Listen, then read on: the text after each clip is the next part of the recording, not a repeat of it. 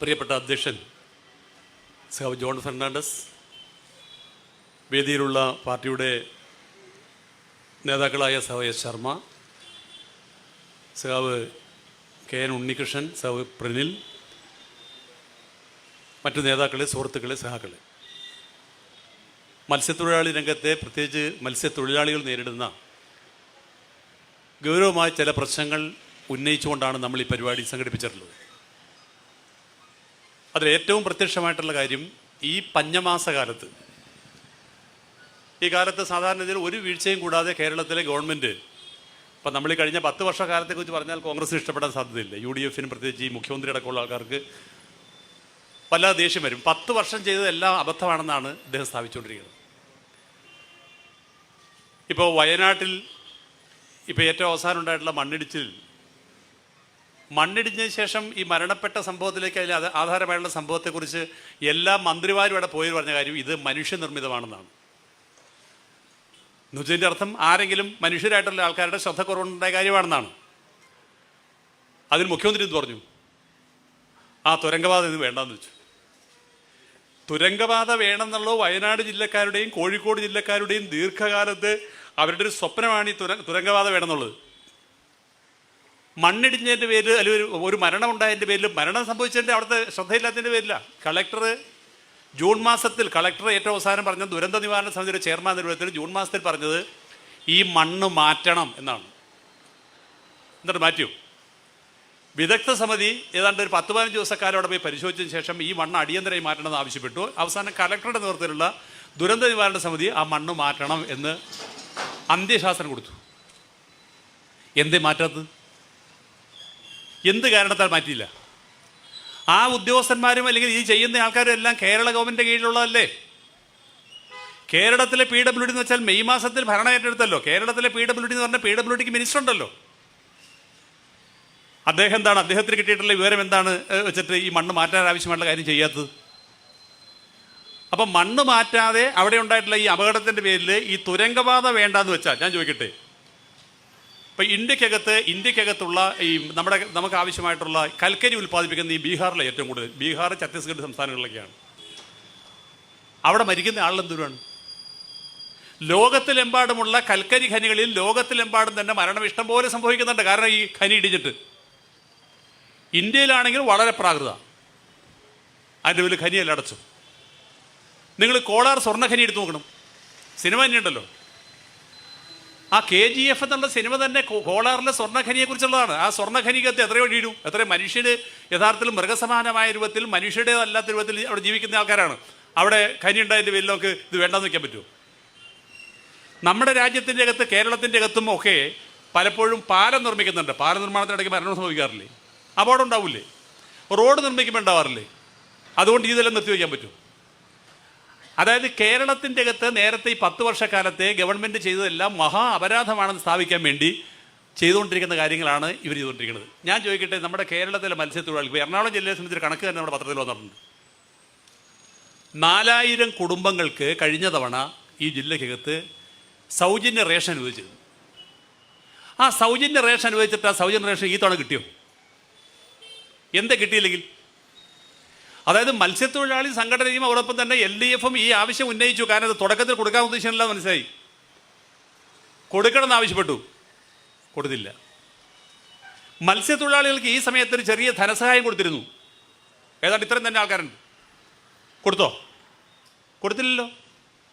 കേരളത്തിലെ ഗവൺമെൻറ് അധികാരം ഒഴിയുമ്പോൾ 6000 ചില്ലുവാനം കോടി രൂപ ഈ സതീശൻ്റെ കൂടെയുള്ള ആൾക്കാരെന്ന് പറഞ്ഞാൽ അവർ പറയുന്നത് ഈ 6000 കോടി രൂപ ഞാൻ സെക്രട്ടേറിയറ്റിലും കണ്ടില്ല. ഇതങ്ങനെ കൂട്ടി വെച്ചിരിക്കുക സെക്രട്ടേറിയറ്റിൻ്റെ അടുത്ത്. അപ്പോൾ നമ്മുടെ രാജ്യത്തിൻ്റെ അകത്ത്, കേരളത്തിൻ്റെ അകത്ത് 2 ലക്ഷത്തോളം കോടി രൂപയുടെ ബജറ്റ് അവതരിപ്പിച്ചു. 2 ലക്ഷം കോടി രൂപ വരവും 2 ലക്ഷം കോടി ചെലവിനെ സംബന്ധിച്ചുള്ള കണക്കിൻ്റെ വിശദാംശങ്ങളെല്ലാം ഉണ്ട്. അതിൻ്റെ അർത്ഥം ഈ 2 ലക്ഷം കോടി രൂപ എന്ന് പറഞ്ഞ ഒരു മുറിയുടെ അവിടെ കൂട്ടിയിട്ടിരിക്കുകയാണോ? അല്ല, അത് കണക്കിലാണത്. അങ്ങനെയാണ് ഇതിൻ്റെ ഏർപ്പാട്. അപ്പോൾ കേരളത്തിൽ ഞാൻ പറഞ്ഞ ഈ ജില്ലയ്ക്കകത്ത് 4000 മത്സ്യത്തൊഴിലാളികൾക്ക് 1000 രൂപ വെച്ച് കൊടുക്കാനോ അല്ലെങ്കിൽ 2000 രൂപ വെച്ച് കൊടുക്കാനോ അല്ലെങ്കിൽ മറ്റു ജില്ലയിൽ തീരദേശത്ത് ആകെ എടുത്തു കഴിഞ്ഞാൽ ഈ മത്സ്യത്തൊഴിലാളിക്ക് ലഭിക്കേണ്ട ഒരു ചെറിയ പൈസ, ചെറിയ സഹായം, ആ സഹായം കൊടുക്കാൻ ഒരു കാരണവശാലും തടസ്സം പാടില്ല. കൊടുക്കണ്ടേ? എന്തേ കൊടുക്കാത്തത്?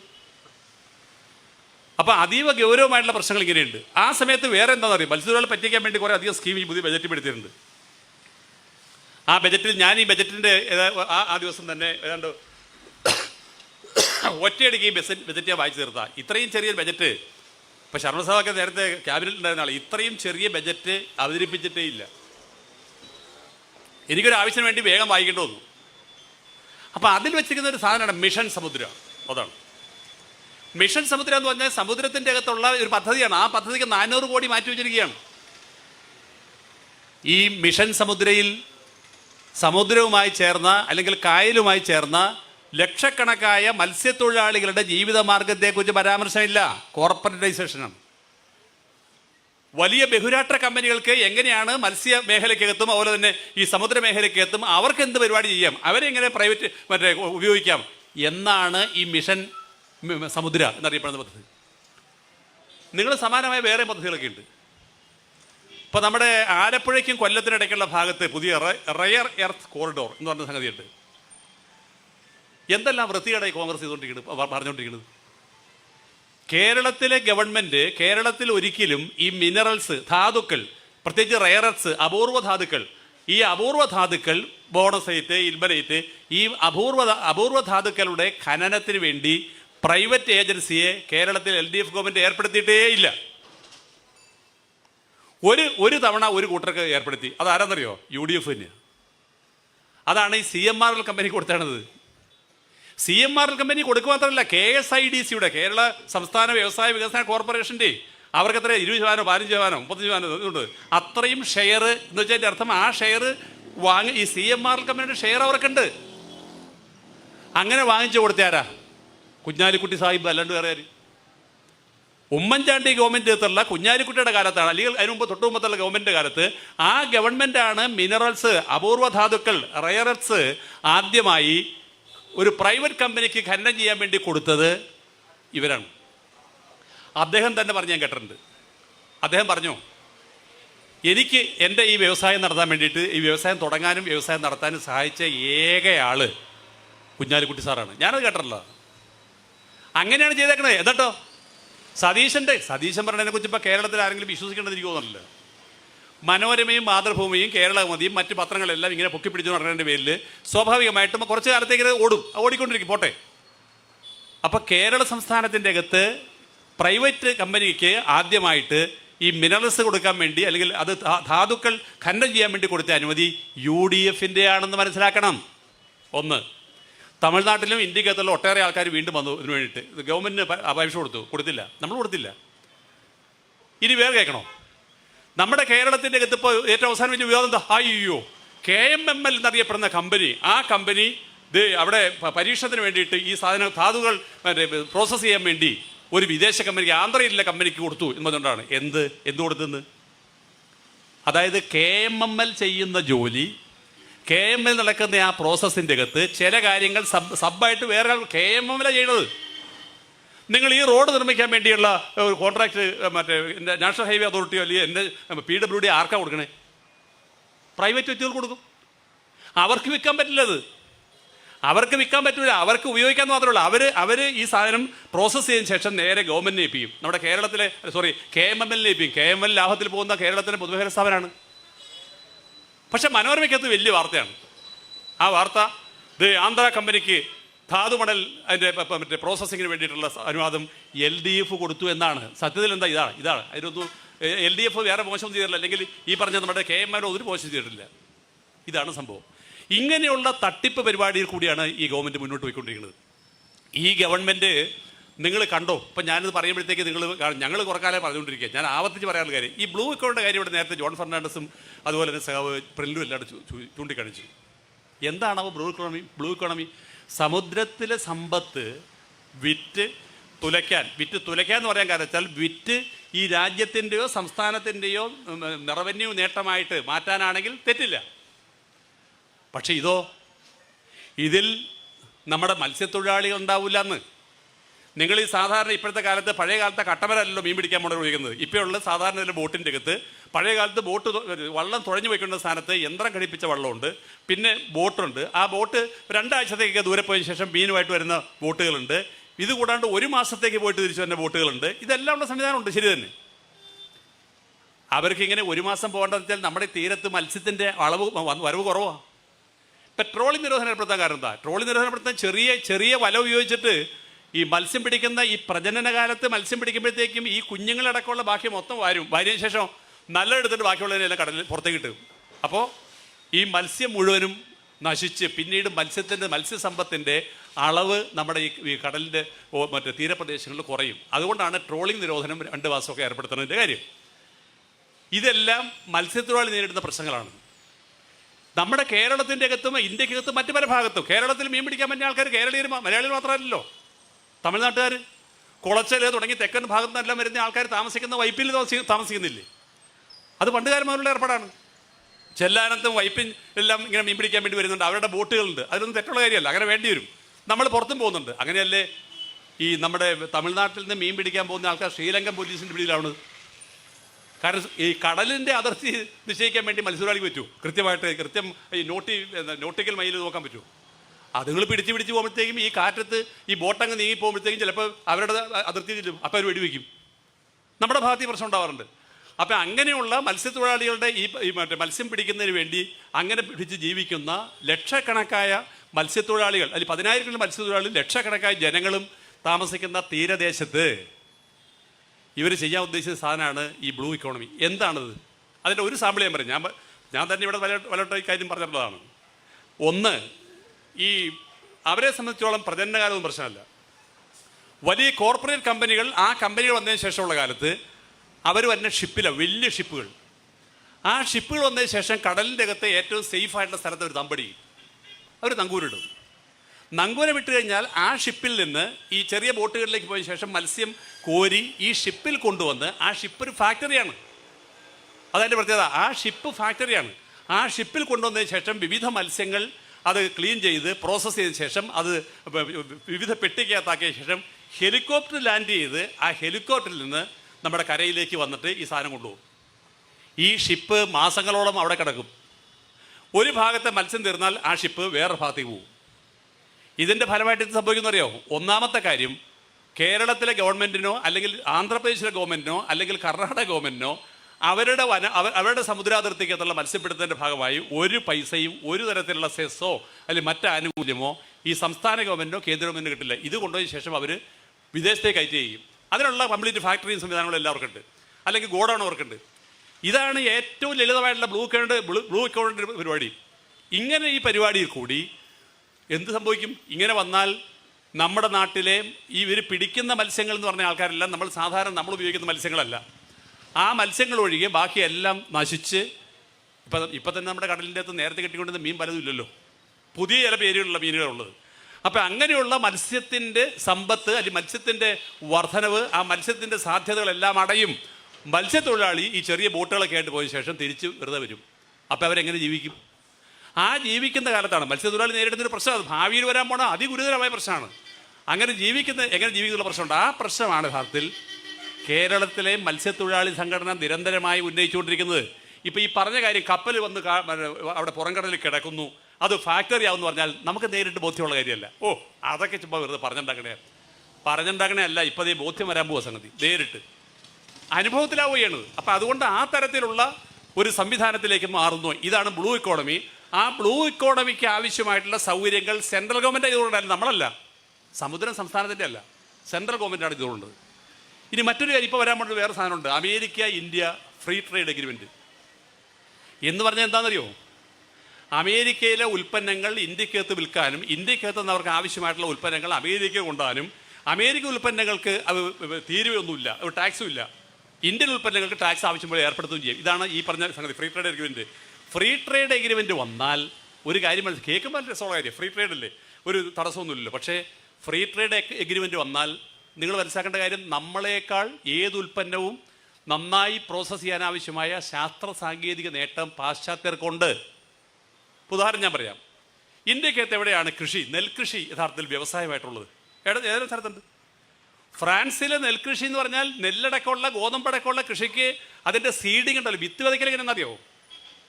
നമ്മുടെ കൃഷിക്കാർ ചെയ്യുന്ന പോലെ ഇങ്ങനെ ഈ വെള്ളത്തിൽ കിടന്ന് വാരി എറിയല്ലേ, ഹെലികോപ്റ്റർ വന്ന് ഈ മറ്റേ ഒരുക്കിയിട്ടുള്ള നിലത്ത് ആ വിത്ത് വിതയ്ക്കാണ് ഈ ഹെലികോപ്റ്റർ ചെയ്യണത്. ഹെലികോപ്റ്റർ ചെയ്യണേ. മെക്സിക്കോയിൽ പോയതാ. നമ്മുടെ ഇന്ത്യക്കകത്തുള്ളത് ഏർപ്പാടല്ലത്. ഇന്ത്യയിൽ ഇവിടെ ഉത്തർപ്രദേശിലോ മറ്റു സ്ഥലങ്ങളിലെല്ലാം ഈ ഹെലികോപ്റ്റർ കൊണ്ടുവന്നിട്ട് ചെയ്യുന്നുണ്ടോ? അതിന് വളവിടുന്നത്, അതിന് മറ്റു കാര്യങ്ങൾ മാത്രമല്ല. പാശ്ചാത്യ രാജ്യങ്ങൾ, ഫ്രാൻസ് ആവട്ടെ, ബ്രിട്ടൻ ആവട്ടെ, മറ്റു രാജ്യങ്ങളാവട്ടെ, ആ രാജ്യങ്ങളെല്ലാം കൃഷിയെ വ്യവസായത്തിൻ്റെ പരിഗണനയിലാണ്. വ്യവസായം പോലെയുള്ള സംരക്ഷണങ്ങളെല്ലാം കൃഷിക്കുണ്ട്. വ്യവസായത്തിൻ്റെ സംരക്ഷണം നമ്മുടെ കേരളത്തിൽ കൃഷിക്കുണ്ടോ? ഇല്ലല്ലോ. ഇന്ത്യയിൽ എവിടെയുണ്ട്? ഒരു സ്ഥലത്തുമില്ല. അപ്പം ഞാൻ പറഞ്ഞു, വ്യവസായത്തിനുള്ള ഒട്ടേറെ ആനുകൂല്യങ്ങളുണ്ട്. ആ ആനുകൂല്യങ്ങൾ കൃഷിക്ക് പാശ്ചാത്യ രാജ്യങ്ങളിലുണ്ട്. അങ്ങനെ ഉണ്ടാക്കുന്ന മറ്റ് കാർഷിക ഉൽപ്പന്നങ്ങൾ, ആ കാർഷിക ഉൽപ്പന്നങ്ങൾ നല്ല ഗംഭീരമായി പ്രോസസ്സ് ചെയ്തതിന് ശേഷം പാക്കറ്റിലാക്കി ഇവിടെ ഇന്ത്യയിലേക്ക് കൊണ്ടുവന്നാൽ നമ്മുടെ നാട്ടുഭാഷയെ പറഞ്ഞാൽ ആപ്പീസ് പൂട്ടും. ഇങ്ങനെയാണ് ഈ ഫ്രീ ട്രേഡ് എഗ്രിമെൻറ്റ്. നേരത്തെ ഒരു അനുഭവം ഞാൻ പറയാം. മെക്സിക്കോയും അമേരിക്കയും കാനഡയും കൂടി ഒരു ഫ്രീ ട്രേഡ് എഗ്രിമെൻ്റ് ഉണ്ടാക്കി. അതിൻ്റെ പേരെന്നറിയോ? North American free trade agreement. NAFTA, NAFTA, NAFTA. 92-ലത്, 92-ലോ 91-ലോ. ഈ നാഫ്തക്കെതിരായ അവസാനം മെക്സിക്കോയിലെ കൃഷിക്കാർ, ഞാൻ കൃത്യമായിട്ട് ഓർക്കുന്നുണ്ട്, ആ സ്ഥലത്തിൻ്റെ പേര് ച്യാപ്പാത്ത് എന്ന പ്രവിശ്യയാണ്. ആ പ്രവിശ്യയിലെ കൃഷിക്കാർ ആയുധെടുത്തു. കാരണം കൃഷി മുഴുവൻ തീർന്നു. അമേരിക്കൻ ഹെലികോപ്റ്ററിൽ ഇറങ്ങിയ ശേഷം ഈ കൃഷിയും വിളവെടുപ്പും എല്ലാം നടത്തിക്കൊണ്ടിരിക്കുകയാണ്. അവസാനം ഈ ച്യാപ്പാത്ത് പ്രവിശ്യയിലെ കൃഷിക്കാർ ആയുധമെടുത്തു.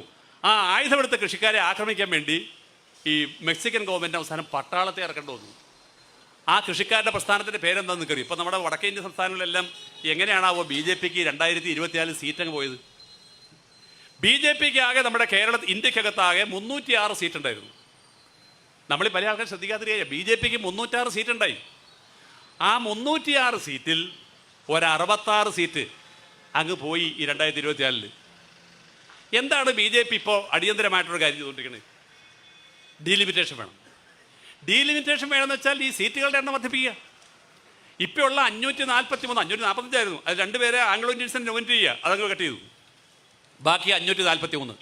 ഈ 543 ഉണ്ടായിരുന്ന നേരത്തെ ഉള്ള ഒന്നാം തരം ബ്രിട്ടീഷുകാരുണ്ടാക്കിയെന്ന് വെച്ചാൽ 1912-ലാണ് ഈ പാർലമെൻറ്റ് അവിടെ ഉണ്ടാവുന്നത്. അപ്പോൾ തൊട്ടു മുമ്പാണല്ലോ നിർമ്മിച്ചിട്ടുള്ളത്. ആ പാർലമെൻറ്റ് മന്ദിരം വളരെ ഹെറിറ്റേജ് ആയിട്ടുള്ള മന്ദിരം നിർത്തിക്കൊണ്ട് വേറെ ഒരു 10,900 പേർക്ക് 875 സീറ്റുണ്ട്. ആ സീറ്റുള്ള പാർലമെൻറ്റ് ഒരെണ്ണം സെക്കൻഡ് വെച്ചുണ്ടാക്കിയല്ലോ. 22,000 കോടി രൂപയാണ് നരേന്ദ്രമോദി മുടക്കിയത്. 22,000 കോടി. സാധാരണ പാർലമെൻറ്റിൻ്റെ, രാജ്യസഭയുടെയും ലോകസഭയുടെയും നേതാവ് ആരാന്നറിയാവോ? അതിൻ്റെ രണ്ടിനും നേതാവ് രാഷ്ട്രപതിയാണ്. രാഷ്ട്രപതി ഉദ്ഘാടനം ചെയ്യേണ്ടത്. പക്ഷേ രാഷ്ട്രപതി വീട്ടിലിരുന്നു, ഇദ്ദേഹം ഉദ്ഘാടനം ചെയ്തു. എൻ്റെ ഒരു അനുഭവം ഞാൻ പറയാം. ഞാൻ ഒരു ആവശ്യത്തിന് വേണ്ടി 2 വർഷം മുമ്പ് 2024 ബ്രിട്ടനിൽ പോയി. ബ്രിട്ടനിൽ പോയി ലണ്ടനിൽ അവരുടെ വെസ്റ്റ്മിനിസ്റ്ററിൽ ആബിയിലുള്ള ആ സ്ഥലത്തുള്ള ബ്രിട്ടീഷ് പാർലമെൻറ്റിൽ കയറണമെന്നൊരു ആഗ്രഹം. അപ്പോൾ ഒരു ബ്രിട്ടീഷ് MPയുടെ PAയോട് സംസാരിച്ചു, വരാൻ പറഞ്ഞു. പാർലമെൻറ്റ് അകത്ത് കയറി. നിങ്ങൾ ഈ BBC ന്യൂസ് കണ്ടിട്ടുണ്ടാവും. ആ ബ്രിട്ടീഷ് പാർലമെൻറ്റിൽ ചേരുന്ന, ആ പാർലമെൻറ്റ് ചേരുന്നത് സാധാരണ കുഷൻ സീറ്റാണ്. ഈ ട്രെയിനിലൊക്കെയുള്ള കുഷൻ സീറ്റാണ്. ഈ ബെഞ്ച് പോലെ ഇങ്ങനത്തെ സീറ്റാണ്. അവിടുത്തെ പ്രതിപക്ഷ നേതാവും പ്രധാനമന്ത്രിയായിട്ട് ഇങ്ങനെ കൈ പിടിച്ചെത്തും. നമ്മുടെ ഇവിടുത്തെ പോലെയല്ല. ഇവിടുത്തെ അതിൻ്റെ നീളം എന്ന് വെച്ചാൽ വലിയ ദീർഘമായ നീളമാണ്. അപ്പോൾ അവിടെ ഇരിക്കുക ഈ ചിത്രങ്ങളില്ല. അവിടെ ഞാൻ അപ്പോൾ ഈ MPയുടെ PA ഉണ്ടായിരുന്നു. സാഹിബിനോട് ചോദിച്ചു, ഇവിടെ ആകെ എത്ര MP വേണ്ടത് ചോദിച്ചു. അദ്ദേഹം പറഞ്ഞു 650. അപ്പം ഞാൻ നോക്കുമ്പോൾ ഈ പണ്ട് നമ്മൾ കേട്ടിട്ടുണ്ട്, ഈ 650 പേരും വന്നാൽ ഈ ബ്രിട്ടീഷ് പാർലമെൻറ്റ് ഇരിക്കാൻ പ്രശ്നമായിരിക്കും. കാരണം തിങ്ങിയിരിക്കേണ്ടി വരും. ഇതൊക്കെയെന്ന് വെച്ചാൽ നമ്മുടെ ഒരാളുടെ സീറ്റ് എന്ന് വെച്ചാൽ കേരള നിയമസം എടുത്ത് നോക്കണം. പുതിയ സഭ ഞാൻ പോയിട്ടില്ല, TV കണ്ടവർ മാത്രമേ ഉള്ളൂ. ഒരു സീറ്റ് എന്ന് വെച്ചാൽ ഒരു സീറ്റാത്. അത്ര വലിയ വിശാലമായിട്ടുള്ള നല്ല കൈയൊക്കെ വെച്ചിരിക്കാവുന്ന, ഇവിടെ ഇരുന്ന ഉണ്ണികൃഷ്ണനെ പോലുള്ള ആൾക്കാരും അതുപോലെ തന്നെ നമ്മുടെ ഇവരെല്ലാം ഇരുന്ന ആൾക്കാരാണ്. അതല്ല ബ്രിട്ടീഷ് പാർലമെൻറ്റിലുള്ളത്. മാത്രമല്ല ബ്രിട്ടീഷ് പാർലമെൻറ്റ് നിർമ്മിച്ചെന്നാണ് ഈ പഹയനോടും ചോദിച്ചു. 450 വർഷം മുമ്പ്. അപ്പോൾ അവരുടെ മ്യൂസിയം ഉണ്ട്, ഞാൻ നടന്ന് കണ്ടതാ. 450 വർഷം നിർമ്മിച്ചിട്ടുള്ള ഈ സാധനം പൊളിച്ചിട്ടുള്ള ബ്രിട്ടീഷുകാർ. നമ്മളോ 20-ാം നൂറ്റാണ്ട് ആദ്യം ഉണ്ടാക്കിയിട്ടുള്ള പാർലമെൻറ്റ് പൊളിച്ചതിന് ശേഷം വേറെ ഒരെണ്ണം ഉണ്ടാക്കി നമ്മുടെ ഇന്ത്യക്കകത്ത്. ഇതുണ്ടാക്കുമ്പോൾ തന്നെ അറിയാം 2024 തെരഞ്ഞെടുപ്പിൽ 66 സീറ്റ് പോയത് എവിടെയാണെന്ന് നിങ്ങൾക്ക് അറിയോ? ഞാൻ അത് പറയാൻ വേണ്ടി പറഞ്ഞു വന്നത്. അതായത് കൃഷിക്കാരുടെ സമരം. കൃഷിക്കാരുടെ സമരം നടന്ന പഞ്ചാബ്, രാജസ്ഥാൻ, ഹരിയാന, ഉത്തർപ്രദേശിൻ്റെ പടിഞ്ഞാറ് ഭാഗം. ആ കൃഷിക്കാരുടെ പോരാട്ടം നടന്നതിന് ശേഷം കൃഷിക്കാരെന്ന് പറഞ്ഞാൽ ഇവിടത്തെ പോലെ കൃഷിക്കാരല്ല. ഒന്നാമത് ഇവിടെ കൃഷിയില്ലല്ലോ. ആ കൃഷിക്കാരെ അവരെ വന്ന വഴി ആ സമരം 800 പേരാണ് മരിച്ചത്. കൊടും തണുപ്പ്, ഡിസംബർ മാസത്തിലെ കൊടും തണുപ്പത്ത് ഈ വന്ന കൃഷിക്കാരെ അടിച്ചോടിക്കാൻ വേണ്ടി പോലീസ് ശ്രമിച്ചിട്ട് പോകാൻ വേണ്ടി പറഞ്ഞത്. ഈ തണുപ്പത്ത് 800ഓളം വരുന്ന ആൾക്കാർ മരിച്ചു, കൃഷിക്കാർ. ആ മേഖലയിൽ നരേന്ദ്രമോദി ഓർത്ത് മോദി വിജയിച്ചതാ. പക്ഷേ ആ മേഖലയ്ക്കകത്തുള്ള സീറ്റുകളാണ് 66 അങ്ങ് പോയത്. അപ്പോൾ 240 സീറ്റായി. ബി ജെ പിക്ക് സ്വയം ഭൂരിപക്ഷമില്ല, 3-2 പോയി. അപ്പോൾ ബി ജെ പിക്ക് മറ്റേ ഡിപ്പെൻഡ് ചെയ്യണ്ടോന്നു, ആശ്രയിക്കേണ്ടോന്നു. അതുകൊണ്ട് ഇനി ഇപ്പോഴത്തെ സാഹചര്യത്തിൽ വടക്കേ ഇന്ത്യക്കകത്ത് എങ്ങനെയാവും അടുത്ത റിസൾട്ട് എന്ന് 29 അറിയില്ലാത്തതുകൊണ്ടാണ് നരേന്ദ്രമോദി ഡീലിമിറ്റേഷൻ ആലോചിച്ചു. അപ്പോൾ ഡീലിമിറ്റേഷൻ ആലോചിച്ച പല പ്രശ്നം അറിയോ? ഇതൊക്കെ ആലോചിച്ച് കഴിഞ്ഞപ്പോഴാണ് മനസ്സിലായത് ഡീലിമിറ്റേഷൻ ആവശ്യമായിട്ടുള്ള അതിന് സെൻസസ് വേണം. അതുകൊണ്ടാണ് ഇപ്പോൾ വേഗത്തിൽ വേഗ സെൻസസാണ്. ആ സെൻസസ് വേണമെന്ന ഭരണഘടനയിൽ. അപ്പം സെൻസസ് വേഗം എടുത്തുകൊണ്ടിരിക്കുകയാണ്. സെൻസസ് 27 കിട്ടിക്കഴിഞ്ഞാൽ 28 ഡീലിമിറ്റേഷൻ നടത്തും. അതായത് അതിർത്തികൾ പുനർനിർണ്ണയിക്കും. 29 ലക്ഷം വരും. അപ്പോൾ എത്രയാണെന്ന് പറയുക സീറ്റ്? ഇപ്പോഴുള്ള 543 സ്ഥാനത്ത് ഒരു 800-850 സീറ്റ് വരും. കേരളത്തിലാകെ എത്ര? 20 23 ആവും. പക്ഷേ ഉത്തർപ്രദേശിൽ കുടുംബാസൂത്രണം ഇല്ലല്ലോ, രാജസ്ഥാനിൽ കുടുംബാസൂത്രണം ഇല്ലല്ലോ. അപ്പോൾ അവിടുത്തെ ജനസംഖ്യ എന്ന് പറഞ്ഞാൽ നമ്മളെക്കാരൊക്കെ വളരെ കൂടുതലാണ്. അപ്പോൾ സ്വാഭാവികമായിട്ടും അവിടെ സീറ്റ് കൂടും. അവിടെ സീറ്റ് വെച്ചാൽ വർഗീയതയ്ക്ക് നല്ല വേരോട്ട പ്രദേശത്താണ് സീറ്റ് കൂടുന്നത്. അപ്പം നരേന്ദ്രമോദി അദ്ദേഹത്തിന് ഒരു കൗശലമുണ്ട്. ആ കൗശലത്തിൽ പറഞ്ഞു വനിതകൾക്ക് വനിതാ സംവരണം നടപ്പാക്കാൻ വേണ്ടിയാണ് പരിപാടി. വനിതാ സംവരണം നടപ്പാക്കാൻ വേണ്ടി 2021 പാർലമെന്റ് ഏക തീരുമാനിച്ച് നടപ്പാക്കിയോ? ഇപ്പം തന്നെ വരാൻ പോണ ഓരോ അസംബ്ലി ഇലക്ഷൻ സംവരണം നടപ്പാക്ക്. അത് നടപ്പാക്കാൻ വേണ്ടി ഡീലിമിറ്റേഷൻ്റെ ആവശ്യമില്ല, സെൻസസിൻ്റെ ആവശ്യമില്ല. എന്ത് നടപ്പാക്കാത്തത്? അപ്പം അതുകൊണ്ട് കേന്ദ്രത്തിലെ ഗവൺമെൻറ് ചെയ്യുന്ന ഈ പരിപാടി, ആ പരിപാടിക്കെതിരായിട്ട് ഈ രാഹുൽ ഗാന്ധി വലിയ ബഹളം ഉണ്ടാക്കുന്ന ശരി തന്നെ. പക്ഷേ ആ പരിപാടിക്കെതിരായി കാര്യമായ ഒരു പ്രക്ഷോഭം സംഘടിപ്പിക്കാൻ കോൺഗ്രസ് പാർട്ടിക്ക് കഴിയുന്നില്ല. അവരുമായി സമരസപ്പെട്ടു പോകാനാണ് അവരുടെ ഗവൺമെൻറ് എല്ലാം ശ്രമിക്കുന്നത്. ഇപ്പോൾ രാഹുൽ ഗാന്ധി പല കേസും പറയുന്നുണ്ട്, പല പ്രശ്നവും നടത്തുന്നുണ്ട്. പക്ഷേ അവരുടെ ഗവൺമെൻറ്റോ? നിങ്ങൾക്കറിയോ PM ശ്രീ പദ്ധതി LDF ഉദ്യോഗസ്ഥന്മാർ അത് പഹായിമാർ ഒപ്പിട്ടു. പക്ഷേ അവിടെ LDF തീരുമാനിച്ചു ഒപ്പിടാൻ പാടില്ല, തീരുമാനിച്ചു, പിൻവലിച്ചു. അപ്പം തന്നെ കത്ത് കൊടുത്തു. അപ്പം PM ശ്രീ പദ്ധതി ഇയാൾ പിൻവലിച്ച കാര്യത്തെക്കുറിച്ച് ഈ സതീശൻ പറഞ്ഞുകൊണ്ടിരിക്കുന്നത്. പിൻവലിച്ചുകൊണ്ട് കത്തു ഞങ്ങളതിലില്ല, ആ എഗ്രിമെൻറ്റിൽ ഇല്ല എന്ന് കത്ത് കൊടുത്തു. എന്തൊരു തെളിവ് വേണം? സുപ്രീം കോടതിയിൽ കേരളം കൊടുത്ത കേസ് വന്നു. എന്തുകൊണ്ടാണ് PM ശ്രീ പദ്ധതിയുടെ ഭാഗമായി ആ കാശ് കേരളത്തിൽ കൊടുക്കാത്തേ എന്ന് സുപ്രീം കോടതി ചോദിച്ചപ്പോൾ സുപ്രീം കോടതിക്കകത്ത് വെറുതെ വാക്കാ പറയല്ല, സുപ്രീം കോടതിക്കകത്ത് അഫിഡവിറ്റായിട്ട് സത്യവാങ്മൂലമായിട്ട് എഴുതി കൊടുക്കുകയാണത്. അപ്പോൾ കേന്ദ്ര ഗവൺമെൻറ് എഴുതി കൊടുത്തു. അതായത് കേരള സംസ്ഥാനത്തെ ഗവൺമെൻറ് PM ശ്രീ പദ്ധതിയുമായ കാര്യത്തിൽ ഒരു കരാറിൽ ഏർപ്പെട്ടിട്ടില്ല. ഒരു കരാറിൻ്റെ പ്രാഥമിക കരാറിൽ വന്നു, അവർ പിൻവലിച്ചുകൊണ്ട് പോയി, അവരുമായി കരാറില്ല എന്ന് സുപ്രീം കോടതി കടലാസ് വെച്ചിരിക്കുകയാണ്. പ്രസംഗമല്ല അത്, സുപ്രീം കോടതി സത്യവാങ്മൂലം. മനോരമ പ്രസിദ്ധീകരിച്ചു.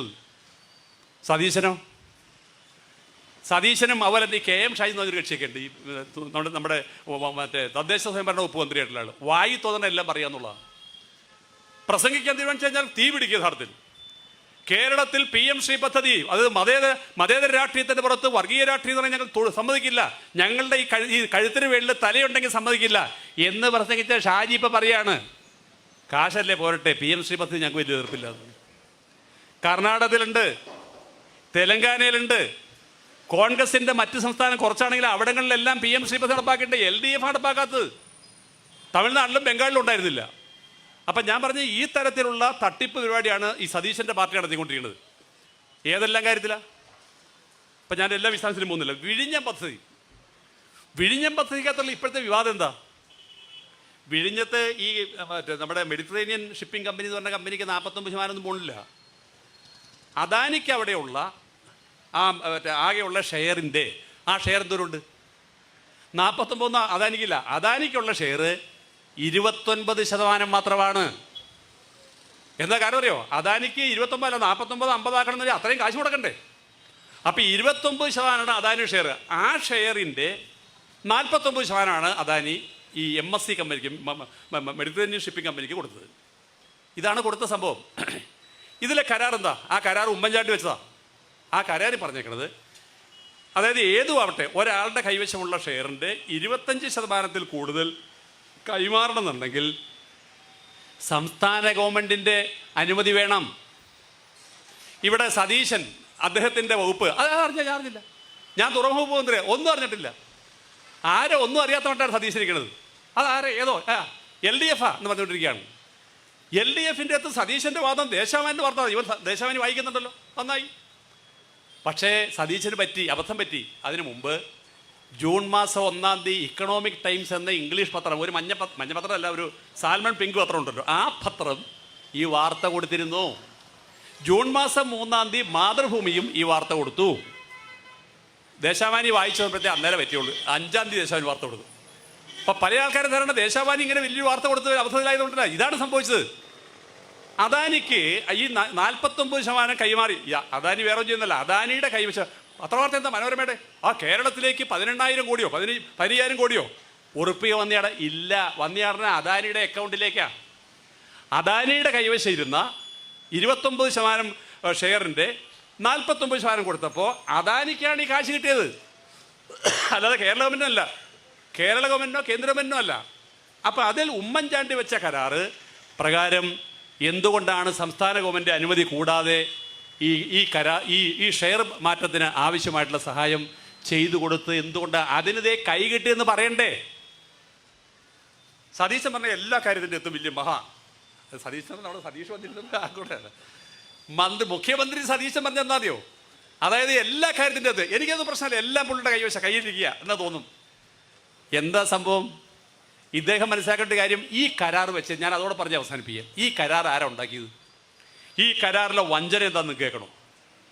അതായത് നമ്മുടെ വല്ലാർപാടം കണ്ടെയ്നർ ട്രാൻസ്മിറ്റ് ഇവിടെ ഈ കാണുന്നതാണല്ലോ, ഇവിടെ മദർഷിപ്പ് വരില്ല. എന്ന് വെച്ചാൽ മദർഷിപ്പ് എന്ന് വെച്ചാൽ അതായത് ചുരുങ്ങിയത് ഒരു 25-30 എന്തോ മീറ്റർ ആഴമുള്ള സ്ഥലത്തെ മദർഷിപ്പ് കയറുള്ളൂ. അത് മാത്രമല്ല, വേറൊരു പ്രശ്നമുണ്ട്. ഈ കപ്പൽച്ചാൽ എന്ന് പറഞ്ഞാൽ ഇവിടെ ചേർന്നതല്ല, ഇതിൻ്റെ ചേർന്നതല്ല കപ്പൽച്ചാൽ. കപ്പൽച്ചാൽ വളരെ ദൂരെ, ഒരു 20 കിലോമീറ്റർ അപ്പുറത്താണ് അല്ലേ, നോട്ടിക്കൽ 20 കിലോമീറ്റർ അപ്പുറത്താണ് കപ്പൽച്ചാൽ. അപ്പോൾ ആ കപ്പൽച്ചാൽ ശർമ്മസഭയൊക്കെ ലേഖനം ചെയ്തിട്ടുകൊണ്ട് അങ്ങോട്ട് നോക്കിയത്. ആ കപ്പൽച്ചാലിൽ നിന്ന് ഈ 20 കിലോമീറ്റർ കഴിഞ്ഞ് ഈ കപ്പൽ ഇങ്ങോട്ട് തിരിച്ചു വന്ന് നമ്മുടെ ഈ പറഞ്ഞ ഈ വല്ലാർപാടത്ത് കയറൂല. എനിക്കറിയാവുന്ന കാര്യത്തിൽ ഞാൻ പണ്ടൊരിക്കൽ ലക്ഷദ്വീപിൽ പോയി കുടുംബമായിട്ട്. തിരിച്ചു പോരുമ്പോഴത്തേക്കും ആ മറ്റേ ഷിപ്പ് നമ്മുടെ വെസൽ ഓടിച്ചുകൊണ്ടിരുന്നത് നമ്മുടെ മുരിക്കുംപാടംകാരനാണ്, അദ്ദേഹം ക്യാപ്റ്റൻ. അപ്പോൾ നമ്മളിങ്ങനെ എറണാകുളംകാരനായപ്പോൾ അദ്ദേഹം നമ്മളെ വിളിച്ച് അദ്ദേഹത്തിൻ്റെ ക്യാബിനിൽ കയറ്റി. അപ്പോൾ ഇതിൻ്റെ ആഴമൊക്കെ ഞാൻ ചോദിച്ചു മനസ്സിലാക്കി. കവറത്തിൽ നിന്ന് ഈ ആന്ധ്രോത്ത് കഴിഞ്ഞ് ഈ ഷിപ്പ് വിടുമ്പോൾ, ഈ വെസൽ വിടുമ്പോൾ ആഴം 3500 മീറ്റർ എന്ന് വെച്ചാൽ മനസ്സിലായോ? 3.5 കിലോമീറ്ററാണ് ആഴം. ഈ വൈപ്പിങ്കരയാണ് ആദ്യം കാണുന്നത് ദൂരെ നിന്ന് നോക്കുമ്പോൾ. ഈ നമ്മുടെ പെൻസിൽ കൊണ്ട് ഇങ്ങനെ വരയില്ലേ, അതുപോലത്തെ ഒരു സ്ഥലം. ആദ്യമായിട്ട് കാണുന്ന കര എന്ന് പറയുന്നത് വൈപ്പിനാണ്. ആ വൈപ്പിനിൽ ഇങ്ങനെ ഒരു ചെറിയ വരയാണ്. അപ്പോൾ എത്ര കിലോമീറ്റർ എന്ന് ചോദിച്ചു? 90 മീറ്റർ. 90 മീറ്ററേ ഉള്ളൂ അവിടെ. ഇവിടെ വരുമ്പോഴത്തേക്കും ആഴം എത്രയെന്നറിയോ?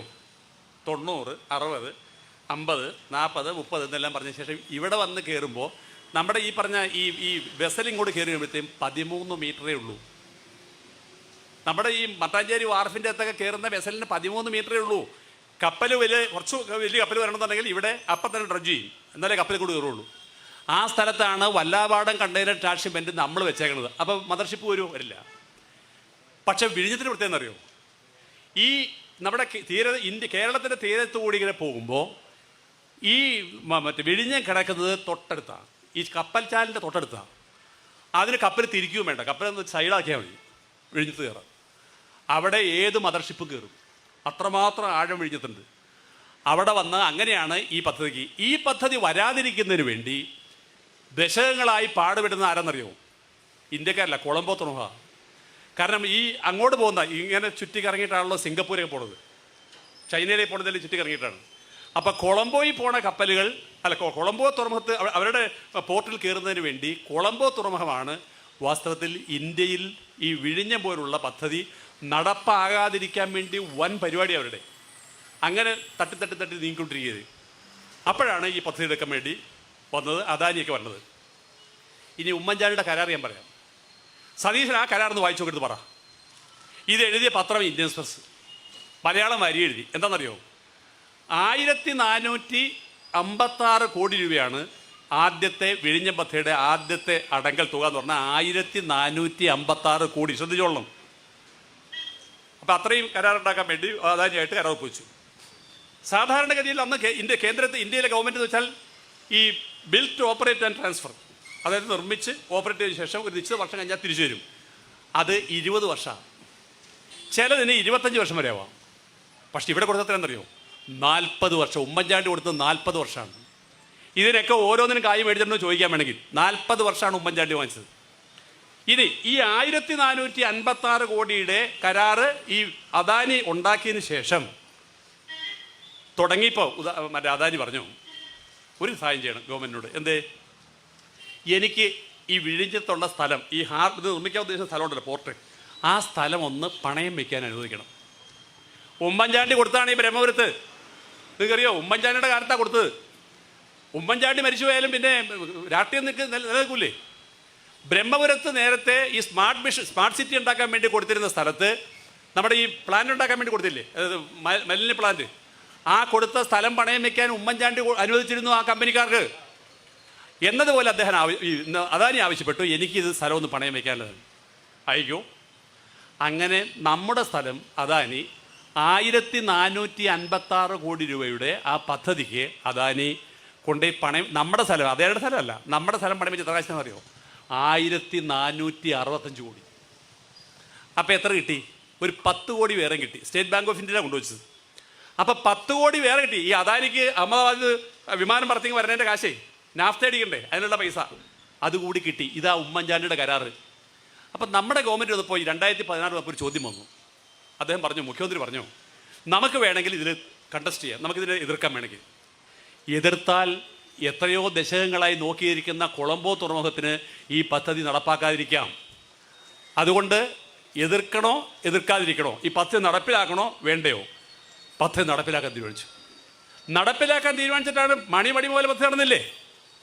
നിങ്ങൾ ഇപ്പോഴെങ്ങനെ വിഴിഞ്ഞത്ത് പോയിട്ടുണ്ട് രാത്രി? ഞാൻ പണ്ട് വിഴിഞ്ഞത്ത് വർഗീയ കലാപം ഉണ്ടായ കാലത്ത് കാണാൻ പോയതാണ്, പണ്ട് DYFI ആയിരിക്കുമ്പോൾ. ഇപ്പം എന്താ സിനറിയോ? നിങ്ങൾ കണ്ട വിഷയം ഇങ്ങനെ മിന്നുന്ന ഒരു വലിയ സൂര്യനെ പോലെ തെളിഞ്ഞു നിൽക്കുന്ന ഒരു പ്രദേശമാണ്. അത്ര വലിയ വൻ വികസനമാണ് അവിടെ നടന്നത്. ആ പദ്ധതി നടപ്പിലാക്കാൻ ഏക കാരണം പിണറായി വിജയൻ മുഖ്യമന്ത്രി ആയതിൻ്റെ പേരിൽ മാത്രമാണ്. അല്ലെ നടക്കൂല. ആ പദ്ധതിക്കകത്താണ് കേരളത്തിലെ ഗവൺമെൻറ് മുമ്പാകെ ഈ അദാനി കത്ത് കൊടുത്തിട്ട് പരിഗണിച്ചില്ല. ആ കത്താണ് സതീശൻ വന്നതിൻ്റെ പിറ്റേ ദിവസം പരിഗണിച്ച് അദാനി, ഞാനൊന്നും പറഞ്ഞില്ല, എനിക്കറിയാൻ പാടില്ല, പരിഗണിച്ച് ഈ ദിവ്യ IS അയ്യർ എന്ന് പറഞ്ഞാൽ ഈ ഭരതനാട്യം കളിക്കുന്ന പെണ്ണുണ്ടല്ലോ ഇവിടെ, അതായത് ഇതിൻ്റെ MD ആയിരുന്നു കൃഷി. ഭരതനാട്യം മോശമായിട്ടല്ല, അവർ പാട്ട് പാടും, ഇവരായിരുന്നു MD. ഇപ്പം വന്ന വാർത്ത, ഈ അദാനി പോർട്ടുകാർ പലതരത്തിലുള്ള കുഴപ്പങ്ങളുണ്ടാക്കിയ സമയത്ത് അവർ ഫൈനിട്ടു 10 കോടി രൂപ. ആ ധൈര്യം ആര്? ഏതാ IAS കാരനാ? കൗവീനം കെട്ടിയടക്കുന്ന ആൾക്കാരാണ് IAS എന്ന് പറഞ്ഞ ആൾക്കാർ. പല ആൾക്കാർ, എല്ലാവരും അങ്ങനെയൊന്നല്ല. അവരെ എപ്പോൾ വേണമെങ്കിലും കൗവീനം മുറിക്കാൻ നടക്കുന്നവരാ. ആ സ്ഥാനത്ത് ഈ സ്ത്രീ, ഈ ദിവ്യ IAS 10 കോടി രൂപയ്ക്ക് പിഴ ചുമത്തി. ഇതാണ് ഈ വിഴിഞ്ഞ പോർട്ടിൻ്റെ കഥ. ആ കഥയ്ക്കകത്ത് നമ്മുടെ ചോദ്യം ഇത്രയേ ഉള്ളൂ. സാറേ, നിങ്ങൾ സതീശൻ സാറേ, എന്താ വടശ്ശേരി ഗോവിന്ദമേനോൻ സതീശൻ, അത് പോട്ടെ, അതൊക്കെ തട്ടിപ്പിൻ്റെ ഭാഗമാണ്. എന്തിനാ പുതുതായിട്ട് ഈ പേരിൻ്റെ അടുത്ത് മേനോൻ കഴിച്ചത്? ഞാൻ അത്ര നിസ്സാര പുള്ളിയല്ല എന്ന് ബോധ്യപ്പെടുത്താൻ വേണ്ടിയിട്ടാണ്. എന്തു ആവട്ടെ, അദ്ദേഹത്തിന് പറയേണ്ട ഒരു ഒറ്റ കാര്യമുള്ളൂ. ഇത് LDF ആലോചിച്ചിരുന്നു. LDF ആലോചിച്ച് ഇയാളുടെ ആലോചിച്ചിട്ടാണ്. LDF ആലോചിച്ച് കൊടുക്കൂലേ?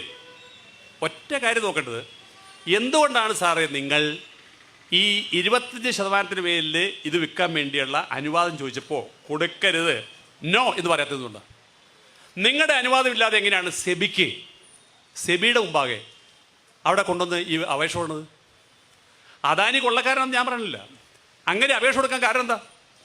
അപ്പോൾ നമ്മൾ കാണേണ്ട ഒരു വസ്തുത, ഈ സംഭവത്തിൽ തട്ടിപ്പ് നടന്നു എന്നുള്ളതാണ് വസ്തുത. നമ്മുടെ ഈ ഇലക്ഷൻ കഴിഞ്ഞതിന് ശേഷം റിസൾട്ടിൽ എല്ലാ പത്രങ്ങളും പറഞ്ഞു, മിക്കവാറും പത്രങ്ങളെല്ലാം പറഞ്ഞ കാര്യം, ഇത്തവണ UDF വരും. അങ്ങനെ വരും എന്ന് പറഞ്ഞ ഉറപ്പിൻ്റെ അടിസ്ഥാനത്തിലാണ് ഇദ്ദേഹം എന്ത് ചെയ്തു, ഒരു ദിവസം ഈ മംഗലാപുരത്ത് വേണമെങ്കിൽ വന്ദേ ഭാരതിൽ കയറിയാൽ മതി. അപ്പം പ്രതിപക്ഷ നേതാവാ. വന്ദേ ഭാരതിൽ കയറുന്നതിന് പകരം കൊച്ചിയിൽ നിന്ന് ഒരു ചാർട്ടേഡ് ഫ്ലൈറ്റ്, നമ്മൾ ഈ ഓട്ടോറിക്ഷ എടുത്ത് വീട്ടിൽ പോകില്ലേ, അതുപോലെയാണ് ഈ ചാർട്ടേഡ് ഫ്ലൈറ്റ്. ആ ഫ്ലൈറ്റ് പിടിച്ച് അദ്ദേഹം മംഗലാപുരത്ത് പോയി. അദ്ദേഹം പറഞ്ഞ ഞാൻ അവിടെ മൂകാംബികയിൽ പോയി തൊഴാൻ പോയി എന്നാണ്. തൊഴുതോട്ടെ, അതിന് മംഗലാപുരത്തിന് വിമാനത്തിൽ പോകണമെന്നല്ലോ, എന്താ പിന്നെ ഉടുപ്പിൽ പോയി ഇറങ്ങാൻ പാടില്ല. തട്ടിപ്പാണ്. അയാൾ പോയതിൻ്റെ ഉദ്ദേശം അദാനി പോർട്ടുമായി ബന്ധപ്പെട്ട ആൾക്കാരുമായി സംസാരത്തിനാണ്. കാരണം കർണാടകത്തിൽ നിന്ന് ഇപ്പോഴത്തെ മുഖ്യമന്ത്രി DK ശിവകുമാർ എന്ന കക്ഷി നിസാര പുള്ളിയല്ല. ഇന്ത്യയിൽ തിരഞ്ഞെടുക്കപ്പെട്ട ആളുകളിൽ ഏറ്റവും കൂടുതൽ കണക്ക് ഡിക്ലെയർഡ് അസറ്റ്, പ്രഖ്യാപിച്ച അസറ്റുള്ള ആളാണ് ഈ പറഞ്ഞ ശിവകുമാർ. ആ ശിവകുമാർ നിസാര കക്ഷിയില്ല. അയാൾ വഴിയാണ് ആവശ്യമായ പണം ഈ കേരളത്തിലേക്ക് പമ്പ് ചെയ്തുകൊണ്ടിരുന്നത് ഇലക്ഷൻ കാലത്ത്. 10 വർഷം കേരളത്തിൽ ഭരിച്ച LDFിൻ്റെ അവസാനം പൈസ ഇല്ല. അതാണ്. അപ്പോൾ ഈ പ്രതിപക്ഷത്തായിരുന്ന കോൺഗ്രസ് പണം ഒഴുക്കി ഇങ്ങോട്ട് കേരളത്തിലേക്ക്. ഈ സംവിധാനം ഉണ്ടായത്. അപ്പം ഞാൻ പറഞ്ഞതെന്ന് വെച്ചാൽ വിഴിഞ്ഞം പോർട്ടിൻ്റെ കാര്യത്തിലുണ്ടായ ഒരു ഡീൽ എന്ന് പറഞ്ഞാൽ ഇതാണ്. ഒരു കാര്യം കൂടി പറഞ്ഞേക്കാം. നമ്മുടെ നാട്ടിലേക്ക് ഒരു സാധനം, ഈ വീര്യം കുറഞ്ഞ മദ്യം ഇറക്കാൻ വേണ്ടി തീരുമാനിച്ചു. വീര്യം കുറഞ്ഞ മദ്യത്തിന് നേരത്തെ യഥാർത്ഥ മദ്യത്തിൻ്റെ ടാക്സ് എന്ന് പറഞ്ഞാൽ 251%. 251%. അപ്പോൾ ഈ വീര്യം കുറഞ്ഞ മദ്യം കൊണ്ടുവരാൻ വേണ്ടി കർണാടകത്തിലെ ബെക്കാടി കമ്പനി പലവട്ടം കേരള LDF ഗവൺമെൻറ് ആലോചിച്ച് കണ്ടതാ. പരിഗണിച്ചില്ല. കടലാസ് മേടിച്ച് ആലോചിച്ചു പറയുന്നു. പക്ഷെ എന്ത് ചെയ്തു? ഈ ബജറ്റ് വരുന്നതിൻ്റെ പിറ്റേ ദിവസം വീര്യം കുറഞ്ഞ മദ്യത്തിന് അതിൻ്റെ ശതമാനം അറിയോ? 251 പകരം 120%. അപ്പം അതിന് പറഞ്ഞൊരു കാര്യം വെച്ചാൽ ആൽക്കഹോളിക് കണ്ടൻറ്റ് ഒരു 10-15 ഒക്കെ ഉള്ളതാണ്. 40% ഇല്ല, 10, 15, 20 ഉള്ളൂ. അപ്പോൾ അതുകൊണ്ട് ആൽക്കഹോളിക് കണ്ടൻറ്റ് കുറഞ്ഞതിൻ്റെ പേരിൽ കുടിച്ചാലും കുഴപ്പമില്ലെന്നാണ്. ഞാൻ ചോദിക്കട്ടെ, കോൺഗ്രസ്സുകാരനെ അടിക്കണ സാധനം എന്താണ്? എത്ര കണ്ടൻറ്റ് ഉള്ളതാണ് ആൽക്കഹോളിക് കണ്ടൻറ്റ്? നല്ലോ 40 അല്ല 50, 60 ഉണ്ടെങ്കിൽ അതാ കഴിക്കുള്ളൂ. ഈ കേരളത്തിൻ്റെ അകത്തുള്ള ചെറുപ്പക്കാർക്കും വിദ്യാർത്ഥികൾക്കും അതാണ് KLCC ചോദിച്ചത്. നമ്മുടെ കത്തോലിക്ക സഭ ചോദിച്ച ചോദ്യം എന്നറിയോ? ഈ കേരളത്തെ നിങ്ങളൊരു കുടിശാലയാക്കി മാറ്റാനാണോ ഉദ്ദേശിക്കുന്നത്? ജെൻസിക്ക് കൊടുക്കാനാണോ ഈ പറഞ്ഞ നീ കുറച്ചേണ്ടത് സതീശൻ? എനിക്കറിയാൻ പാടില്ല. ഞാൻ കണ്ടിട്ടില്ല, എനിക്കറിയാൻ പാടില്ല. എക്സൈസ് മന്ത്രി ലിജുവിനോട് ചോദിച്ചു. എനിക്കതിനെക്കുറിച്ച് അറിയില്ല. അത് മുഖ്യമന്ത്രിക്കാണ് ഇതിൻ്റെ ഇത്. മുഖ്യമന്ത്രി അല്ലല്ലോ എക്സൈസ് മന്ത്രി ലിജു അല്ലേ. അത് മുരളീധരനോട് ചോദിച്ചു. മുരളീധരൻ പിന്നെ വാപോയ കോടാലിയാണല്ലോ. വാപോയ കോടാലിയാണ് മുരളീധരൻ.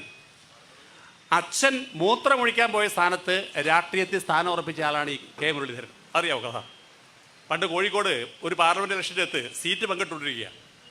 അപ്പോൾ ആന്റണിയോട് കരുണാകരൻ പറഞ്ഞു, ഇത് മകനൊരു സീറ്റ് വേണം എന്ന് പറഞ്ഞു. അപ്പോൾ ആന്റണി കരുണാകരൻ ഇരിക്കണത്. ആന്റണി തർക്കിച്ചാൽ പണി തീരും. അവസാനം ഒരു ധാരണയാക്കി. അവസാനം കരുണാകരൻ ഈ മുരളീധരൻ്റെ പേര് വരാൻ നേരത്ത് മൂത്രമൊഴിക്കാൻ പോയി. തിരിച്ചു വന്നപ്പോൾ ഈ ആന്റണി നിശ്ചയിച്ചു, മുരളീധരൻ നിശ്ചയിച്ചു. അതിനെക്കുറിച്ച് പത്രക്കാരോട് പറഞ്ഞാണ്, അല്ല ഞാൻ ആ സ്ഥലത്ത് ഉണ്ടായിരുന്നില്ല, ഞാൻ മൂത്രമൊഴിക്കാൻ പോയിരിക്കുന്നു. അങ്ങനെ മൂത്രമൊഴിക്കാൻ പോയപ്പോൾ രാഷ്ട്രീയത്തിൽ വന്നവനാണ് ഈ മുരളീധരൻ. വായി തോന്നുന്ന എന്ത് പറയും. ആ മുരളീധരൻ പറഞ്ഞു, ഇത് മുഖ്യമന്ത്രി തീരുമാനിച്ച് ഞങ്ങൾക്ക് ആർക്കും അറിയാൻ പാടില്ല. ഞാൻ ചോദിക്കട്ടെ, മന്ത്രിസഭയുടെ കൂട്ടുത്തരവാദിത്വം എന്താണ്? മന്ത്രിസഭയിലെ കൂട്ടുത്തരവാദിത്വം പോയാൽ മന്ത്രിസഭ രാജിവെക്കണം. കേരളത്തിൽ ഇങ്ങനെയുള്ള ഒട്ടേറെ കാര്യങ്ങളുണ്ട്. ഇതെല്ലാം ഡീലിൻ്റെ ഭാഗമായി ഒളിച്ചു കടത്തുന്നതാണ്. അപ്പോഴൊരു പ്രശ്നം എന്നറിയോ? ഈ പണം ചെലവഴിക്കാൻ ധനവില്ല് വേണം. ആ ധനവിൽ നിർദ്ദേശം വെച്ചിട്ടില്ല. പിന്നെ ധനവില്ല് അവതരിപ്പിച്ചു. ഇനി മറ്റു കാര്യങ്ങളിൽ പോകുന്നില്ല. നമ്മുടെ കേരളത്തിൽ കഴിഞ്ഞ 10 വർഷക്കാലത്തിനിടയ്ക്ക് നിങ്ങൾ ഈ റോഡ് പിണറായി വിജയൻ്റെ നേതൃത്വത്തിലുണ്ടായി. ആ റോഡെല്ലാം പിണറായി വിജയനാണോ ഉപയോഗിക്കുന്നത്? ആണോ? LDF നേതാക്കന്മാരാണോ ഈ നാഷണൽ ഹൈവേ സഞ്ചരിക്കുന്നത്? നമ്മുടെ ഇവിടുന്ന് LNG അങ്ങോട്ടേക്ക് കൊണ്ടുപോകാൻ വേണ്ടിയുള്ള പദ്ധതി കൊണ്ടുവന്നു. ആ LNG കൊണ്ടുപോയി മംഗലാപുരത്തിൽ പോയി. LNG പദ്ധതിയുടെ ഭാഗമായി കൊച്ചിൻ കോർപ്പറേഷൻ എടുത്തൊക്കെ വീടുകളിലേക്ക് നേരിട്ട് പൈപ്പിലെത്തുക. അത് LDFകാർ മാത്രമോ മാർക്സിസ്റ്റുകാർ മാത്രമാണോ ഉപയോഗിക്കുന്നത്? അല്ലല്ലോ. കേരളത്തിൽ അങ്ങനെ എന്തെല്ലാം മാറ്റം വന്നു. കേരളത്തിലെ ഗവൺമെൻറ് ഒരിക്കലും അങ്ങനെയാണെങ്കിൽ കഴിഞ്ഞ ഗവൺമെൻറ് ചെയ്ത കാര്യങ്ങളെല്ലാം മാറ്റാനാണെങ്കിൽ വിഴിഞ്ഞ പദ്ധതി ഉണ്ടാവില്ലല്ലോ. ഒട്ടും സമമല്ലാത്തൊരു പദ്ധതി തുടരാൻ തീരുമാനിച്ചത് കേരളത്തിൻ്റെ താല്പര്യം വെച്ചുകൊണ്ടാണ്. ഞാൻ പറയുന്നത് അങ്ങനെയുള്ള ഈ കേരളത്തിലെ ഗവൺമെൻറ് ഏറ്റവും അവാർഡും പിടിച്ച ലൈഫ് പദ്ധതി 5 ലക്ഷം വീട് കൊടുത്ത് കട്ടപ്പുറത്ത് വെച്ചു. നമ്മുടെ കേരളത്തിലെ സ്ത്രീകൾക്ക് 16 ലക്ഷം വരുന്ന സ്ത്രീകൾക്ക്, അതായത് വേറെ പെൻഷനൊന്നും ഇല്ലാത്ത 16 ലക്ഷം വരുന്ന സ്ത്രീകൾക്ക് ഒരു മാസം 1000 രൂപ കൊടുത്തുകൊണ്ടിരുന്നു. ഞാനൊരു കമ്മിറ്റി വിടാൻ പോയ ഒരു കാര്യം നിങ്ങൾ ഇനി പറഞ്ഞാൽ കുഴപ്പമുള്ള കാര്യമല്ല. അതാണെന്നറിയോ? അതായത് നമ്മുടെ മഹിളാ സഹാക്കൾ വീട് കയറി ചെന്നപ്പോൾ അവരോട് പറഞ്ഞു, അല്ലേ ഇപ്പോഴേ എടി ഇങ്ങനെ എനിക്കൊരു 1000 രൂപ കിട്ടി, ആദ്യമായിട്ടാണ് 1000 രൂപ കിട്ടിയത്. ഗവൺമെൻറ്റിൻ്റെ കാശ് എൻ്റെ ബാങ്കിൽ വരെ 1000 രൂപ ആദ്യമായിട്ട് കിട്ടിയതാണ്, എന്നും നന്ദി ഉണ്ടാവട്ടെന്ന് പറഞ്ഞു. അപ്പോൾ സന്തോഷമായി ചായ കൊടുത്തു പിരിഞ്ഞ് പോരാൻ നേരത്തെ ഈ സ്ത്രീ വിളിച്ച് പറഞ്ഞാൽ, പിന്നെ ഒരു കാര്യം, ഞാൻ പക്ഷേ വോട്ട് ചെയ്ത് മറ്റവർക്കാന്ന് അറിയും. ഈ 1000 രൂപ കിട്ടിയത് പറഞ്ഞ സ്ത്രീ പറയാമെന്ന്. അതെ, പക്ഷേ ആ വോട്ട് ചെയ്താൽ മറ്റവർക്കാ. അതെന്താണെന്ന് ചോദിച്ചാൽ പറഞ്ഞേ, അല്ല ഒരു മാറ്റം വേണ്ടത്, ചുമ്മാ ഒരു മാറ്റം വേണ്ടത്. അപ്പോൾ തീർന്നില്ലേ? എന്തായാലും 16 ലക്ഷം പേർക്ക് കൊടുത്തിട്ടുള്ള ഈ 1000 രൂപ കട്ട്. നമ്മുടെ കേരളത്തിൻ്റെ അകത്ത് പിള്ളേർക്ക് പഠിക്കാൻ, ഈ കോളേജിൽ പോകുന്ന കുട്ടികൾക്കെല്ലാം പഠിക്കുന്നതിന് വേണ്ടിയിട്ട് അവരുടെ കണക്റ്റീവ് പദ്ധതിയുണ്ട്. ആ കണക്റ്റീവ് വർക്ക് പദ്ധതിക്ക് വേണ്ടി അവർക്കൊരു 1000 രൂപ കൊടുത്തു കട്ട്. ഇങ്ങനെ എന്തെല്ലാം പരിപാടിയാണ്. കിഫ്ബിയാണ് ഈ കെട്ടിടങ്ങളെല്ലാം നിർമ്മിച്ച്, ഈ പാലങ്ങളെല്ലാം നിർമ്മിച്ചത്. 10-600 താഴെ പാലങ്ങളെ വിറ്റ് കിഫ്ബിയെ പൂട്ടി. ഇനി ഈ സതീശൻ എവിടെ നിന്നാണ് കാശുണ്ടാക്കാൻ പോകണം? നമുക്ക് കാണാം എവിടെ നിന്നായിരിക്കും കാശുണ്ടാക്കാൻ പോണത്. കേരളത്തിൽ വളരെ വിനാശകരമായ രൂപത്തിലേക്കാണ് കേരളത്തിലെ ഗവൺമെൻറ് നമ്മളെ നയിക്കാൻ പോണത്. വോട്ട് ചെയ്ത ആൾക്കാർക്കെല്ലാം സന്തോഷമായിട്ട് കുറച്ച് നാളെ കഴിയാം. പിന്നീട് വരാൻ പോണത് പഴയ കാലമായിരിക്കും. അപ്പോൾ അതുകൊണ്ട് അതീവ ഗുരുതരമാണ് സാഹചര്യം. ഈ സാഹചര്യത്തിൽ നമ്മുടെ തീരപ്രദേശത്ത് പാവപ്പെട്ട മത്സ്യത്തൊഴിലാളികളെ വളരെ വളരെ പിന്നോക്കം നിൽക്കുന്ന, നിങ്ങൾ ഈ മഴയത്തെ ഇടവനക്കാടും ഇളങ്ങുന്ന വരും ഒക്കെ ആ തീരദേശത്ത് പോയി നോക്ക്. ഞാൻ പോയി നോക്കിയിട്ടില്ല, ഇഷ്ടം പോലെ. നിങ്ങൾ ആ പണ്ടുണ്ടാക്കിയിട്ടുള്ള തീരദേശ റോഡ് ഇപ്പം ഉണ്ടോ? തീരദേശ റോഡൊക്കെ അടിച്ച് കടലെടുത്ത് തിന്നു ആ സ്ഥാനത്ത്. അതുകൊണ്ടാണ് ഞങ്ങളൊരിക്കലും ഈ ഇടവനക്കാട് കടപ്പുറത്ത് പോയ ശേഷം ഞങ്ങൾ അന്ന് പത്രസമ്മേളനത്തിൽ പറഞ്ഞൊരു കാര്യമുണ്ട് ടി വിക്കാരോട്. അതായത് തീരദേശ റോഡ് എലിവേറ്റഡ് ആവണം. തീരദേശ റോഡ് താഴെ ആയിക്കഴിഞ്ഞാൽ വണ്ടിയെ പോകുമ്പോഴത്തേക്ക് കടലെടുത്തുകൊണ്ട് പോകും. അതുകൊണ്ട് എലിവേറ്റഡ് ആവണം എന്നുള്ള ആവശ്യം ഉന്നയിച്ച് ഞങ്ങളതുകൊണ്ടാണ് LDF ആണ് പദ്ധതിപ്പെടുത്തിയത്. ഈ ഫോർട്ട് കൊച്ചി പരേഡ് ഗ്രൗണ്ടിൽ നിന്ന് ഒരു അണ്ടർ പാസ് എങ്ങോട്ടേക്ക്, വൈപ്പിനിലേക്ക്. ഷിപ്പും ബോട്ടും എല്ലാം പോണ സമയത്ത് നിർത്താൻ പറ്റില്ല. അത് കാരണം അടിയിൽ കൂടിയുള്ള അണ്ടർ പാസ് ഒരെണ്ണം വേണമെന്ന ആവശ്യം ഉന്നയിച്ചു. നമ്മുടെ ജില്ലാ കമ്മിറ്റി പ്രമേയം പാസ്സാക്കി. ആ കടലാസ് മുഖ്യമന്ത്രിക്ക് കൊടുത്തു. മുഖ്യമന്ത്രി പരിശോധിക്കാൻ വേണ്ടി കിഫ്ബിക്ക് കൊടുത്തു. കിഫ്ബി അതിനെത്ര 2000 കോടിയോ കണ്ട് ആ ഒരു പദ്ധതി അംഗീകരിച്ചു. അങ്ങനെ അംഗീകരിച്ച പദ്ധതിയാണ് ഇതിൻ്റെ അടിയിൽ കൂടി. ഞാൻ പണ്ട് ഞങ്ങൾ DYFI അതിനകത്ത് യാത്ര പോയിട്ടുള്ള ഒരു രാജ്യത്ത് ഇപ്പോൾ ക്യൂബ. അവിടെ നിങ്ങൾക്കറിയോ, ഈ ഹവാന പോർട്ടിൻ്റെ അടിയിൽ കൂടി കപ്പൽ മേളിക്കടെ പോകണം. ഞങ്ങളതിൻ്റെ അടിക്കടെ റോഡിൽ കൂടി കടന്നു പോകണം. ഈ ഓർമ്മ വെച്ചിട്ട് അങ്ങനെ ചെയ്തത്. അവസാനം മുഖ്യമന്ത്രി പലവട്ടം കണ്ട് നമ്മുടെ ബജറ്റിൽ ഉൾപ്പെടുത്തി ഉള്ള പദ്ധതിയാണ് ഈ പറഞ്ഞ ഈ പാസ്. എന്ത് ചെയ്യും സതീശൻ എനിക്കറിയാൻ പാടില്ല. എന്താവും തീരദേശ റോഡ്? നമ്മുടെ മത്സ്യത്തൊഴിലാളികളുടെ വീട് കടലെടുക്കുക വെച്ചാൽ അടിച്ചങ്ങ് തകർത്ത് കളയുക. ചെല്ലാനം ഭാഗത്തുള്ള വീടുകളിൽ ഞാൻ വേണ്ടി എണ്ണി പറയാം. ആ വീടുകളിൽ പഴയ കാലത്ത് വെള്ളം കയറി കഴിഞ്ഞാൽ, മറ്റേ കാറ്റടിച്ച് കഴിഞ്ഞാൽ ആ വീടിനകത്ത് വെള്ളം കയറും. ആ വീടിൻ്റെ ടോയ്ലറ്റും മറ്റും പൊട്ടിങ്ങ് പൊങ്ങും. ആ സ്ഥാനത്തിന് പ്രശ്നത്തിന് പരിഹാരമാണ് 340 കോടി രൂപ മുടക്കി ആണ് ടെട്രാപോഡ് അവിടെ ഇട്ടത്. ഒരു ഭാഗ്യം കിട്ടിത്തരും. ടെട്രാപോഡ് ഇട്ട സ്ഥലത്തെല്ലാം കംപ്ലീറ്റ് UDFനാണ് ഭൂരിപക്ഷം കിട്ടിയത്. അങ്ങനെ കൂടി ഉണ്ട് അല്ലേ, ഉള്ളവർ പറയണമല്ലോ. 340 കോടി രൂപ മുടക്കി കേരളത്തിലെ ഗവൺമെൻറ് ടെട്രാപോഡ് ഇട്ട് മത്സ്യത്തൊഴിലാളി. ഇപ്പം നിങ്ങളവിടെ പോകണോ, ചെല്ലാനത്ത് പോകുന്ന ആൾക്കാർക്കെല്ലാം, എനിക്കോടെ ചെല്ലാനത്ത് കണ്ണമാരി വരെ ആ ഭാഗത്ത് പോകുന്ന ആൾക്കാർക്ക് എല്ലാവർക്കും നമുക്ക് വേണമെങ്കിൽ ചുമ്മാ കയറിയിട്ട് നടക്കാം. കടൽ ഇളകി വന്നൊക്കെ കണ്ടുകൊണ്ടിരിക്കാം. മനോഹരമായ കാഴ്ച വൈകുന്നേരങ്ങളിൽ. പക്ഷേ അവിടെ ഈ കണ്ണമാലി വരെയുള്ള ഭാഗത്ത് ടെട്രാപോഡ് ഇട്ട സ്ഥലത്ത് ഈ കടലാക്രമണം തടഞ്ഞ ഭാഗത്ത് നല്ല ഭൂരിപക്ഷം കിട്ടി UDFന്. ഞാൻ ഉള്ള കാര്യം പറഞ്ഞു മാത്രമേ ഉള്ളൂ, അറിഞ്ഞിരിക്കണമല്ലോ. അതുകൊണ്ട് അപ്പം ഈ നിലയിൽ ഉള്ള ഒരു സാഹചര്യത്തിൽ നമ്മുടെ കേരളത്തിലെ ജനങ്ങളുടെ വികസനകാര്യമല്ല പറഞ്ഞത്, കേരളത്തിലെ പാവപ്പെട്ട ജനങ്ങളുടെ നിലനിൽപ്പ് തന്നെ അപകടത്തിലാക്കുന്ന നിലയിൽ പോവാണ്. അതുകൊണ്ട് അടിയന്തരമായി വേണ്ട കാര്യം റേഷൻ വർദ്ധിപ്പിക്കണം, സഹായം വർദ്ധിപ്പിക്കണം, മത്സ്യത്തൊഴിലാളി കുട്ടികളുടെ പഠനത്തിനാവശ്യമായി സഹായം ചെയ്യണം, അവർക്ക് വീട് വെച്ച് കൊടുക്കാൻ സംവിധാനം വേണം. ഈ തരം സംവിധാനങ്ങളെല്ലാം ഏർപ്പെടുത്താൻ ഉള്ള പ്രവർത്തനം നടത്തണം.